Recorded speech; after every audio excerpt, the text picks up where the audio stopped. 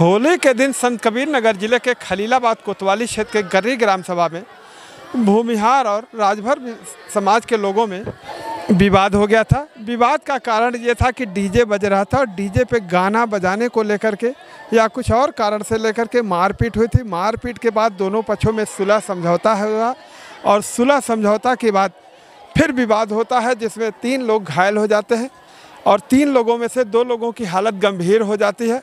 ऐसे में जिन 2 लोगों की हालत गंभीर होती है, संतराम और नरीन, इन दोनों लोगों को गोरखपुर मेडिकल कॉलेज रेफ़र कर दिया जाता है। दोनों लोगों का इलाज चल रहा था, जिसमें से आज सुबह करीब 8:30-9 के बीच में संतराम राजभर की मौत हो जाती है। और देख रहे हैं आज उनके मौत के बाद उनका पोस्टमार्टम कराया गया है। उनके पोस्टमार्टम के बाद आज यहाँ पे बॉडी आई हुई है और उनको अंतिम विदाई देने के लिए यहाँ पे तमाम लोग मौजूद हैं। गांव में किसी प्रकार का विवाद न हो, इसको लेकर के पीएससी तैनात कर दी गई है और कई थानों की पुलिस यहाँ पे लगा दी गई है। तमाम संख्या में यहाँ पे पुलिस बल के लोग मौजूद हैं। एसडीएम और 2 सीओ यहाँ पे मौजूद हैं ताकि कोई भी बात ना हो। पुलिस के सामने वो अंतिम क्रिया में जो भी संस्कार होते हैं उसको कराया जा रहा है। और आप देख रहे हैं कि महिलाएं किस तरह से चीख पुकार कर रही हैं। बॉडी आने के बाद पहले से ही यहाँ पे चीख पुकार हो रहा, लेकिन इस दौरान बॉडी आ गई, उसके बाद महिलाएं जो है रुकने का नाम नहीं ले रही हैं। जानकारी जो मिली है कि संतराम के कुल 4 लड़के थे, जिनमें से 3 लड़के और 1 लड़कियां थी। एक लड़का जो मजदूरी करके अपना जीवन यापन करता है, शेष छोटे बच्चे जो छोटे हैं वो सब पढ़ाई कर रहे हैं। और परिवार के ये मुखिया रहे।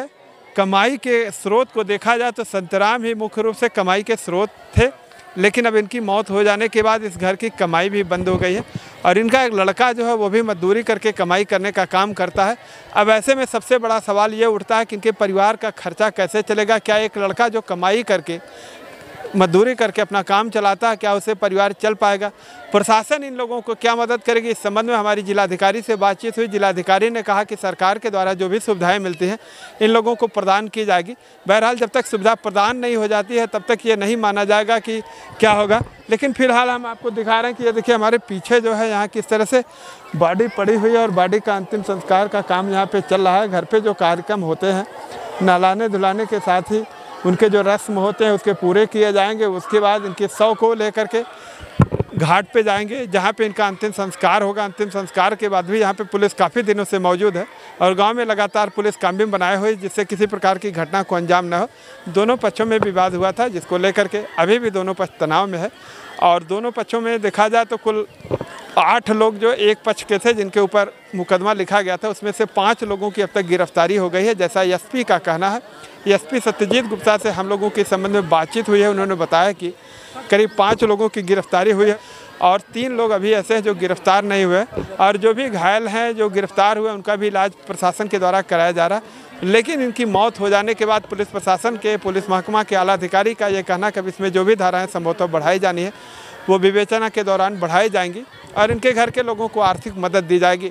बहरहाल समाजवादी पार्टी का प्रतिनिधिमंडल जो अखिलेश यादव के द्वारा भेजा गया था जिसमें राम अचल राजभर जो राष्ट्रीय पदाधिकारी हैं, आज यह लोग पहुंचे हुए थे मेडिकल कॉलेज में, इनसे मुलाकात किया है और मेडिकल में मुलाकात करने के बाद इनके घर पे आने वाले थे।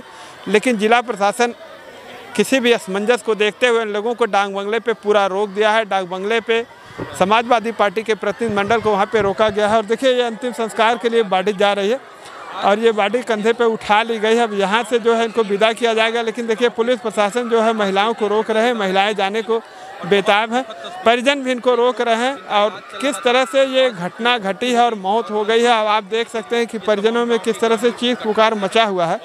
तो माना जाएगा इससे कहीं ना कहीं ये ऐसे व्यक्ति थे जिनसे घर परिवार चलता था। अब इनके न रहने से घर परिवार चलाने में भी काफ़ी कठिनाइयाँ होंगी। प्रशासन आगे क्या मदद करता है ये तो बाद में पता चलेगा, लेकिन अब इनके शव को यहाँ से निकाल दिया गया है और हम आगे आपको दिखा रहे हैं कि इनका शव जो है अब यहाँ से जाएगा और इनका अंतिम संस्कार किया जाएगा। अंतिम संस्कार के बाद जो भी इनकी काम क्रियाकर्म होते हैं वो आगे पूरे किए जाएंगे। तो आप लोग लगातार देख रहे हैं कि इनका अंतिम संस्कार के लिए बॉडी जो इनकी निकल चुकी है और बॉडी इनकी जा रही है, यहाँ से बॉडी भेजी जा रही है। और देखिए बॉडी यहाँ से प्रशासन के द्वारा प्रशासन के मौजूदगी में यहाँ से भेजा जा रहा है। देखिए तमाम पुलिस प्रशासन के लोग लगे हुए हैं यहाँ पे तमाम पुलिस प्रशासन के लोग लगे हुए हैं और आप देख रहे हैं कि यहाँ से बॉडी जो है ये देखिए पिकअप में जाएगी। आप देख रहे हैं कि बॉडी को कंधे पे लेकर के लोग जा रहे हैं और प्रशासन उनके साथ पूरे तरह से लगा हुआ है ताकि किसी भी प्रकार की कोई अनहोनी ना हो। इसको लेकर के लगातार प्रशासन काम कर रहा है और प्रशासन के लोग यहाँ पे मौजूद हैं। सुबह डीएम और एसपी का यहाँ पे दौरा हुआ था और मृतक के घर पे भी एसपी और डीएम का आगमन हुआ था। तो निश्चित ही माना जा रहा है ये जो घटना हुई है वाकई में दुर्भाग्यपूर्ण हुई है, काफ़ी क्षति हुई है। इसको लेकर के आगे प्रशासन क्या कदम उठाएगा ये तो बाद में ही पता चलेगा, लेकिन प्रशासन ने जिस तरह से यहाँ पे मुस्तैदी बनाई हुई है, निश्चित ही होली के दिन जो घटना होती है उसके बाद यहाँ पे किसी प्रकार की कोई घटना नहीं हुई है।